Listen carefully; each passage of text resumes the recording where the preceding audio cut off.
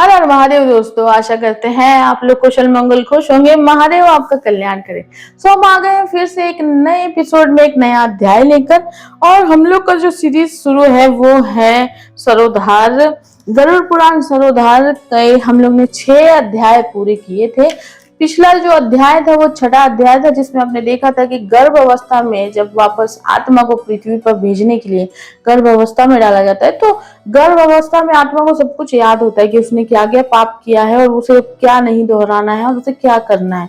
तो वो भगवान जी के साथ, जो परमात्मा है उसके साथ कॉन्ट्रैक्ट भी करता है। एक सोल कॉन्ट्रैक्ट बोलते हैं उसे। वो कॉन्ट्रैक्ट भी करता है कि भाई मैं अभी ये सारी गलतियां जो मैंने अभी पाप की वो मैं नहीं दोहराऊंगा, मैं आपके ही मार्ग पे चलूंगा, सदमार्ग पे चलूंगा। लेकिन जैसे ही वो पैदा होता है, माया की वजह से वो सब कुछ भूल जाता है और वो वही करने लग जाता है, बुराई करने लग जाता है, पाप फिर से करने लग जाता है और इसी सर्कल में वो अटक के रह जाता है। लेकिन अगर आपको पता चल जाए कि आपने सोल कॉन्ट्रैक्ट किया था, हम सब की आत्मा ने, जब हम गर्भ में थे अपनी माँ के, तो हमें याद थी चीजें और हम लोग ने वो सोल कॉन्ट्रैक्ट किया था भगवान के साथ। हमें याद थी कुछ चीजें कि हमें धरती पे जाके सतमार्ग पे चलना है, पाप नहीं करना है। लेकिन हम क्या करते हैं, हम सब भूल जाते हैं। लेकिन अगर हमें पता हो तो हम सदमार्ग पे चलेंगे, हम लोग अच्छाई करेंगे और हम लोग अच्छाई की राह पे चलेंगे। ट्विस्ट तो उसी में ना, अगर याद रहकर वो पृथ्वी पे आता तो वो ट्विस्ट नहीं होता। तो इसलिए भगवान ने ट्विस्ट दिया कि तुम्हें अपने दिमाग का यूज करना है, तुम्हें अपने ब्रेन का यूज करना है, तुम्हें अपने मकसद को याद रखना है कि तुम धरती पे वापस क्यों जा रहे हो। लेकिन वही तो लोग भूल जाते हैं। तो चलिए इसी विचार के साथ हम लोग आगे बढ़ते हैं 7वां अध्याय। और हम आशा करते हैं कि आप लोग श्रवण जरूर कर रहे होंगे। एटलीस्ट आप लोग पढ़ नहीं सकते तो श्रवण जरूर करिए, क्योंकि यही आपको मोक्ष की, अध्यात्म की राह पे ले जाएगा, आपको बुराई से बचाएगा, अच्छाई आपको दिलाएगा। जैसे आप रील स्क्रॉल करते हैं, बहुत सारी चीजें आप देखते हैं, 10-20 मिनट, आप 20 मिनट ये जरूर श्रवण कर सकते हैं और आपकी जिंदगी बदल जाएगी। आए हम सीरियसली बोल रहे हैं, क्योंकि हमारा पर्सनल एक्सपीरियंस है, हमारी खुद की जिंदगी पूरी बदल रही है।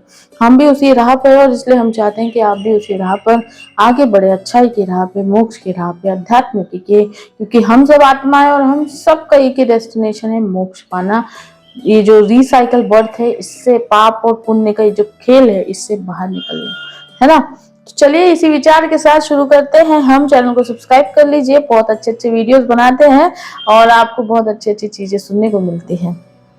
तो चलिए गरुड़ पुराण सरोधार का 7वां अध्याय शुरू करते हैं। लेके प्रभु का नाम, हर हर महादेव, ओम नमो नारायण। तो 7वां अध्याय जो कहता है पुत्र की महिमा, दूसरों के द्वारा दिए गए दान दी से प्रेतत्व से मुक्ति और इसके प्रतिपादन में राजा भृगुवाहन तथा प्रेत की कथा। इसमें एक कथा है, बहुत ही इंटरेस्टिंग, सुनिएगा पूरा। ऐसा सुनकर, तो सूत जी ने कहा, ऐसा सुनकर पीपल के पत्ते की भांति कांपते हुए गरुड़ जी ने प्राणियों के उपकार के लिए पुनः भगवान विष्णु जी से पूछा। गरुड़ जी बोले, हे स्वामी, किस उपाय से मनुष्य प्रमादवश अथवा जानकर पाप कर्मों को करके भी यम की यातनाओं को ना प्राप्त हो, उसे कहिए। संसार रूपी सागर में डूबे हुए दीन चित्त वाले, पाप से नष्ट बुद्धि वाले तथा विषयों के कारण दूषित आत्मा वाले मनुष्य के उद्धार के लिए हे माधव, पुराणों में सुरक्षित किए गए उपायों को बताइए, जिससे मनुष्य सदगति प्राप्त कर सके। तो गरुड़ जी विष्णु जी से पूछते हैं, ये जो पापी थी कि ये मनुष्य तो पाप करते हैं, लेकिन इनके सदमार्ग का भी आप हमें एक कथा बताइए, आप ऐसा कुछ वो बताइए उपाय, जिससे ये लोग पापों से मुक्त हो सके। तो श्री भगवान बोलते हैं, विष्णु जी बोलते हैं, ए ताक्ष्य, मनुष्यों के हित की कामना से तुमने अच्छी बात पूछी है, सावधान होकर सुनो, मैं तुम्हें सब कुछ बताता हूँ। हे खगेश्वर, मैंने इसके पहले पुत्र रहित और पापी मनुष्यों की यातना का वर्णन किया है। पुत्रवान तथा धार्मिक मनुष्य की पूर्वोक्त दुर्गति कभी नहीं होती। यदि अपने पूर्वार्जित कर्मों के कारण पुत्र तप्ति में विघ्न हो तो किसी उपाय से पुत्र की उत्पत्ति संपन्न करे। हरिवंश पुराण की कथा सुनकर विधान पूर्वक सतचंडी यज्ञ करके तथा भक्ति पूर्वक शिव की आराधना करके विद्वान को पुत्र उत्पन्न करना चाहिए। आगे बोलते हैं, यद पुत्र पुत्रों की पुम नामक नरक से रक्षा करता है, अतः स्वयं भगवान ब्रह्मा ब्रह्मांड ही उसे पुत्र नाम से कहा है।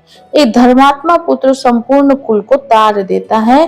पुत्र के द्वारा व्यक्ति लोक को जीत लेता है, ऐसी सनातनी श्रुति है। तो इस प्रकार वेदों ने भी पुत्र के उत्तम महत्व को कहा है। इसलिए पुत्र का मुख देख करके मनुष्य पितृ ऋण से मुक्त हो जाता है। पौत्र का स्पर्श करके मनुष्य तीनों यानी देव, ऋषि, पितृ ऋणों से मुक्त हो जाता है।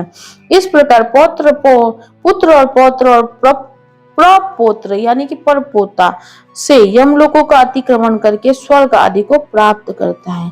ब्रह्म विवाह की विधि से ब्याही गई पत्नी से उत्पन्न औरस पुत्र ऊर्ध्व गति प्राप्त कराता है और सग्रहित पुत्र अधोगति की ओर से ले जाता है। हे खगश्रेष्ठ, ऐसा जान करके व्यक्ति हीन जाति की स्त्री से उत्पन्न पुत्र को त्याग दे।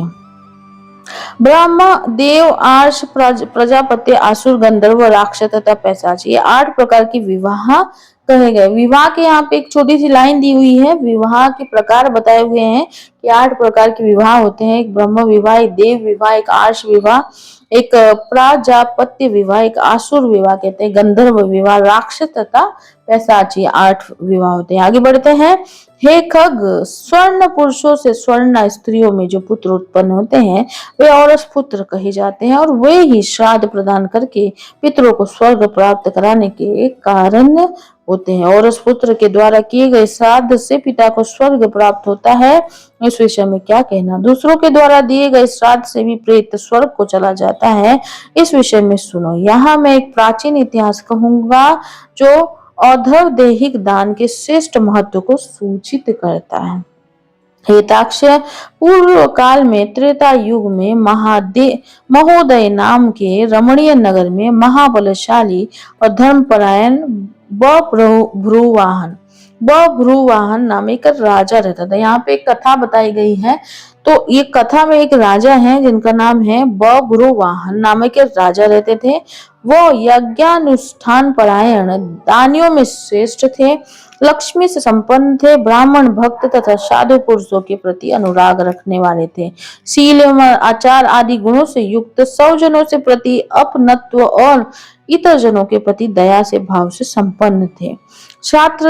क्षत्रिय धर्म परायण वो राजा बभ्रुवाहन और पुत्र की भांति धर्म पूर्वक अपनी प्रजा का पालन करते थे और दंड देने योग्य अपराधियों को दंड देते थे। वो महाबाहु किसी समय सेना के साथ मृगया के लिए नाना वृक्षों से युक्त एक घनघोर वन में प्रविष्ट हुए।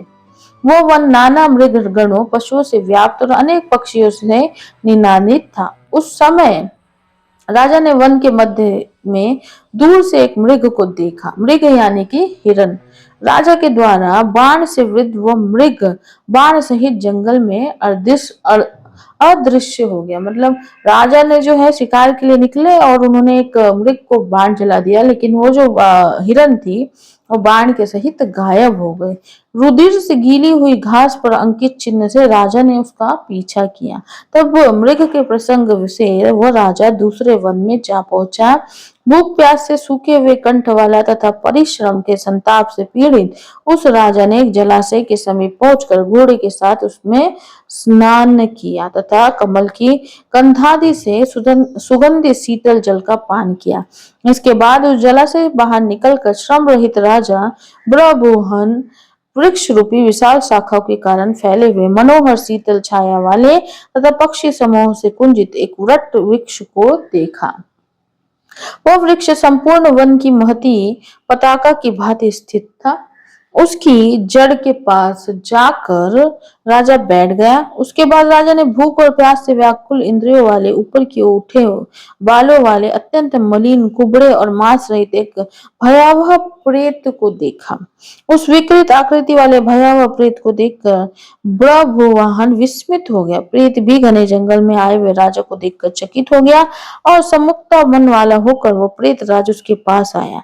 हे ताक्ष, तब उस प्रेत राज ने राजा से कहा, हे महाबाहु, आपके संबंध से मैंने प्रेत भाव का त्याग कर दिया है, अर्थात मेरा प्रेत भाव छूट गया और मैं परम शांति को प्राप्त हो गया हूँ तथा धैर्यंतर हो गया हूँ। राजा ने कहा, हे कृष्ण वर्ण वाले, कृष्ण वर्ण यानी कि सांवला रंग तथा भयावह रूप वाले प्रेत, किस कर्म के प्रभाव से देखने में डरावने लगने वाले और बहुत ही अमंगलकारी इस प्रेतत्व स्वरूप को तुमने प्राप्त किया है। हे तात, अपने प्रेतत्व की प्राप्ति का सारा कारण बतलाओ। तुम कौन हो? किस दान से तुम्हारा प्रेतत्व नष्ट होगा? प्रेत ने कहा, हे श्रेष्ठ राजन, मैं आरंभ से आपको सब कुछ बताता हूँ। प्रेत तत्व का कारण सुनकर आप कृपया उसे दूर करने की दया कीजिए। वैदिश नामक एक नगर था। अब वो जो प्रेत है, ये राजा की कहानी तो चल ही रही है, लेकिन राजा की कहानी में भी एक और कहानी है कि राजा को जब प्रेत मिलता है तो बहुत ही प्राचीन प्रेत होता है, वो अपनी कहानी जो है राजा को बताता है कि मैं आरंभ से वैदिश नामक एक नगर था जो सभी प्रकार की संपत्तियों से समृद्ध, नाना जनपदों से व्याप्त, अनेक प्रकार के रत्नों से परिपूर्ण था। धनिकों के भवनों तथा देव एवं राजप्रसादों से सुशोभित और अनेक प्रकार के धर्मानुष्ठानों से युक्त था। हे तात, मैं वहां रहता हुआ निरंतर देव पूजा किया करता था। आपको विदित होना चाहिए कि मैं वैश्य जाति में उत्पन्न हुआ और मेरा नाम सुदेव था। मैंने हव्य प्रदान करके देवताओं का तथा कव्य प्रदान करके पितरों का तर्पण किया। अनेक प्रकार के दानों से मैंने ब्राह्मणों को संतुष्ट किया था और अनेक बार दीन, अंधे एवं कृपण यानी कि जरूरतमंद मनुष्य को अन्न दिया था। किंतु हे राजन, मेरा यह सारा सत्कर्म मेरे दुर्दैव से निष्फल हो गया। जिस कारण मेरा सुकृत निष्फल हुआ वह मैं आपको बताता हूँ। मुझे कोई संतान नहीं है, मेरा कोई सुहृद नहीं है, मतलब उसकी कोई संतान नहीं थी, कोई बांधव नहीं है और ना ऐसा कोई मित्र है जो मेरी और दैहिक क्रिया करता। हे महाराज, मृत्यु के अनंतर जिस व्यक्ति के उद्देश्य से 100 मासिक श्राद्ध नहीं दिए जाते, सैकड़ों श्राद्ध करने पर भी उसका प्रेतत्व सुस्थिर ही रहता, अर्थात दूर नहीं होता।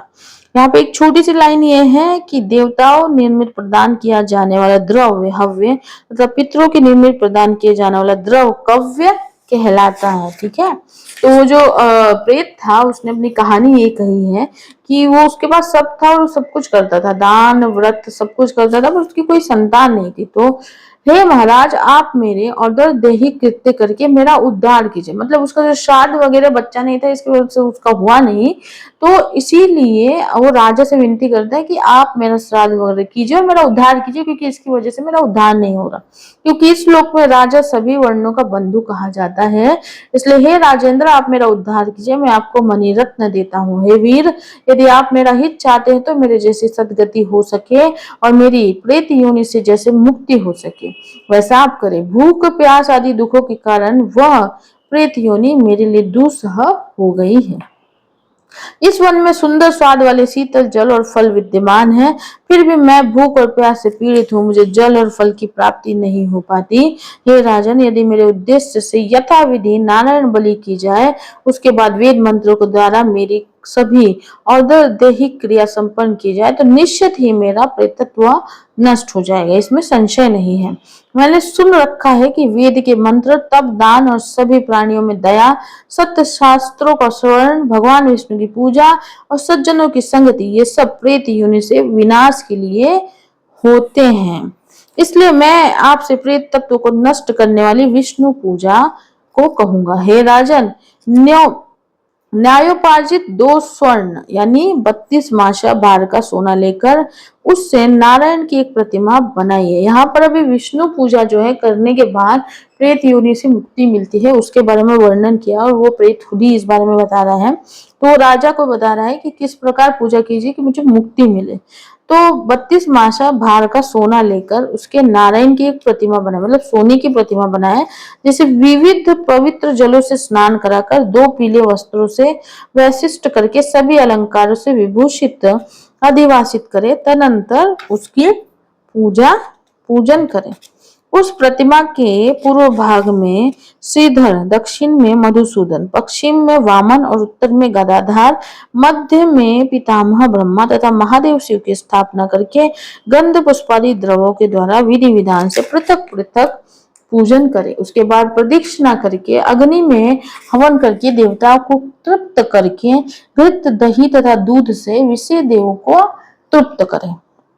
तदनंतर समाहित चित्त वाला यजमान स्नान करके नारायण के आगे विनीत आत्मा होकर विधि पूर्वक मन में संकल्पित और दैहिक क्रिया का आरंभ करे।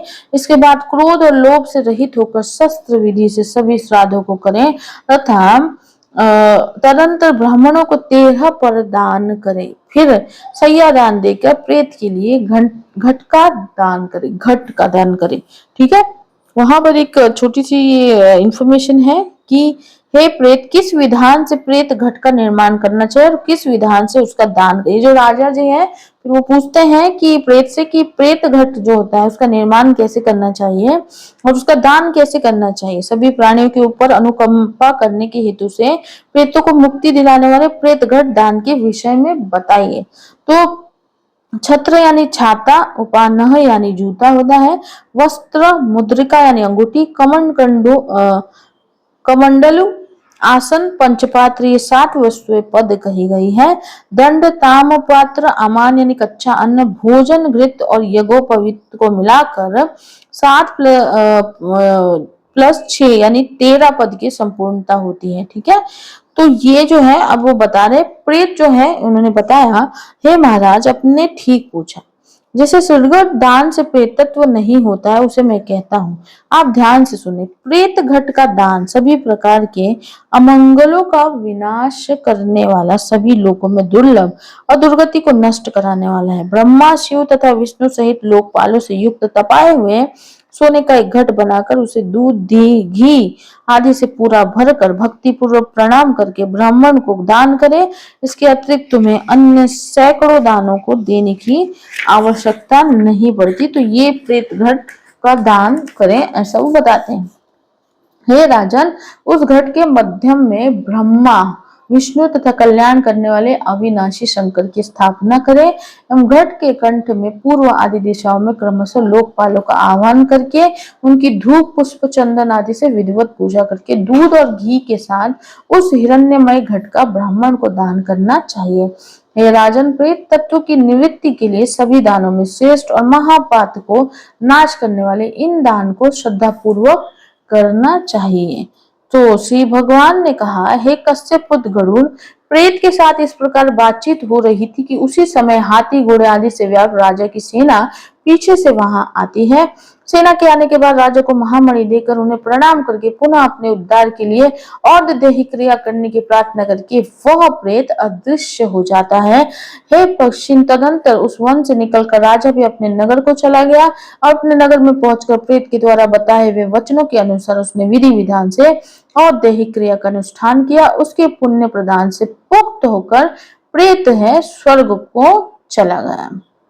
जब दूसरों के द्वारा किए हुए श्राद्ध से प्रेत की सदगति हो गई तो फिर पुत्र के द्वारा प्रदत्त श्राद्ध से पिता की सदगति हो जाए, इसमें क्या आशय। इस पुण्य प्रद इतिहास को जो सुनता है और जो सुनाता है वह दोनों पापचारों से युक्त होने पर भी प्रेत तत्व को प्राप्त नहीं होते। तो इस प्रकार गरुड़ पुराण के अंतर्गत सर्वोद्धार में बहुवाहन प्रेत संस्कार नामक 7वां अध्याय पूर्ण हुआ।